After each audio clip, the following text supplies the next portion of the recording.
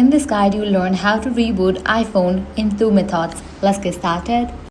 The easiest way to restart your iPhone is by using the physical buttons. Simply press and hold the volume up button and the side button on the right side of your phone at the same time and keep holding them until the power off slider appears on the screen.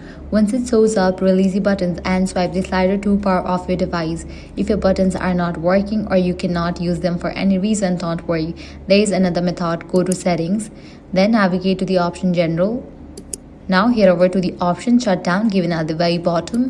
Now slide to power off. After turning it off, wait around 10 to 15 seconds to make sure the system is fully shut down. To turn your iPhone back on, press and hold the side button until you see the Apple logo screen on the screen.